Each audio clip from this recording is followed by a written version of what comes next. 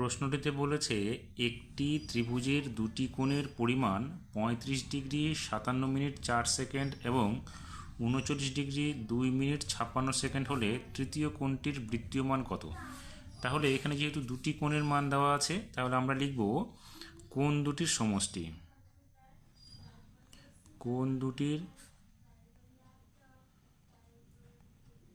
সমষ্টি সমান চিহ্ন কী করব, 35 ডিগ্রি 57 মিনিট 4 সেকেন্ড যোগ 39 ডিগ্রি 2 মিনিট 56 সেকেন্ড। এটাকে যোগ করলে কী হবে দেখো, এখানে 56 আর 4 যোগ করলে হবে 60 সেকেন্ড, এখানে 2 আর 57 যোগ করলে হবে 59 মিনিট, এখানে 9 আর 5 যোগ করলে হবে 4, 3 আর 9 আর 5 যোগ করলে 14, 4 হাতে থাকবে 1, 3 আর 3 যোগ করলে 6 আর একে 7, অর্থাৎ 74 ডিগ্রি 59 মিনিট 60 সেকেন্ড।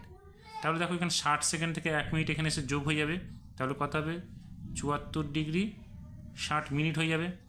এবার এই 60 মিনিট আবার এখানে এসে 1 ডিগ্রি হয়ে যাবে, তাহলে এখানে কত হবে 75 ডিগ্রি হয়ে গেল।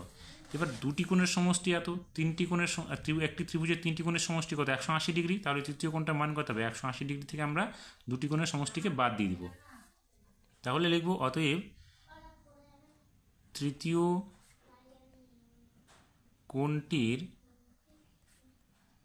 মান সমান চিহ্ন 180 ডিগ্রি বিয়োগ 75 ডিগ্রি। তাহলে কত হবে, এখানে হবে 5 আর এখানে হবে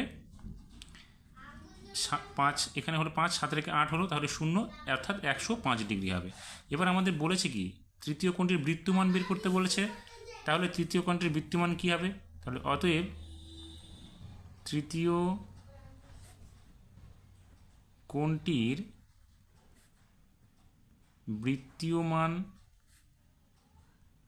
সমান চিহ্ন কী হবে 105/180 পাই।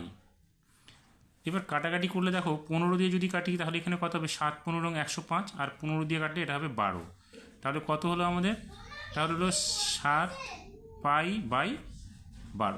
এটা হলো আমাদের তৃতীয় কোণটির বৃত্তীয় মান।